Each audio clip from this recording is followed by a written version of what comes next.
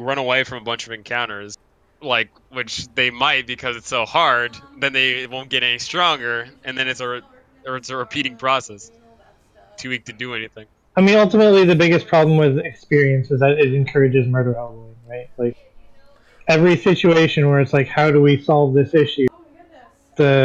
Instead of finding out what the best or most sensible way of solving the issue is, the players sit there trying to figure out what way of solving this lets us kill the most shit. What percentage of D&D groups actually use like experience points? It's got to be less than 10%.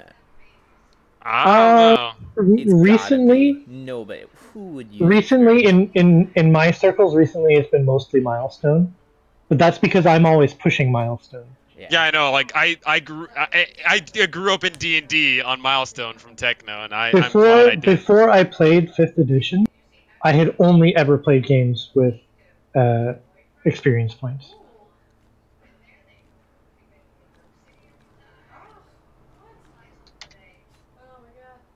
Most experience points players nowadays use a modified version where they also get experience points for certain milestone type things.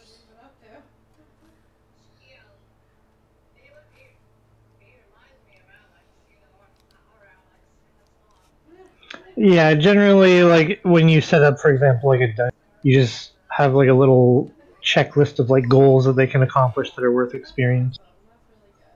So it's like if they disarmed this trap, they get this experience. If they saved that prisoner, they get.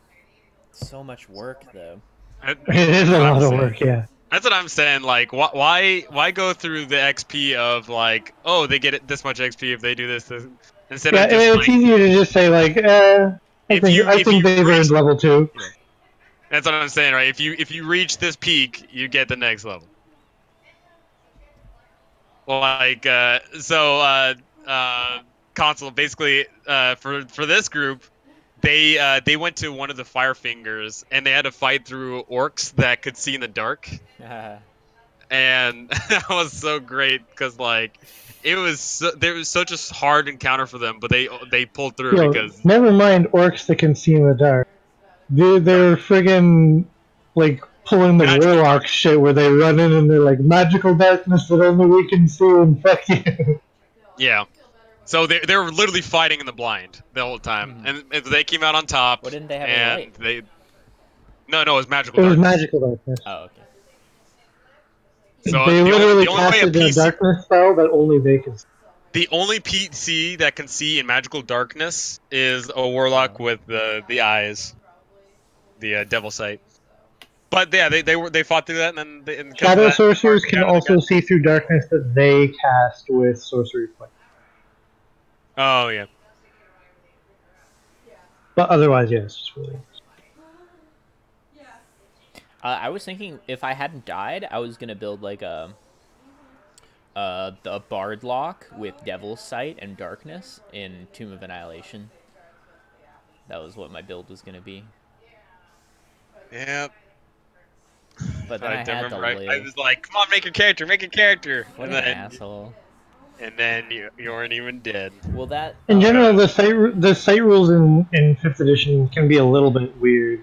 So rules. No matter what the advantage-disadvantage situation is, you can just cast fucking fog and be like, all right, now we're on an even playing field because nobody can see anybody. So rules is written right. There's no difference between 2 people fighting in the open versus 2 people fighting in darkness. Correct. Yeah, no difference. So, I mean, rules is written, that's just the stupidest. Except that both of them have the option, which didn't exist before, of hiding. I guess. Which you wouldn't use your action to do anyways. I would if I was a rogue. If you were a rogue, of course. You'd use your bonus action to do that. Hell yeah. But if it's 2 fighters, like mano-a-mano, like, basically, because you're blind, you have disadvantage, but because your opponent's blind, you have advantage, so it cancels out. I always rule both people have disadvantage, because that just makes sense. That's how I would rule it, too, because that's just the dumbest thing ever.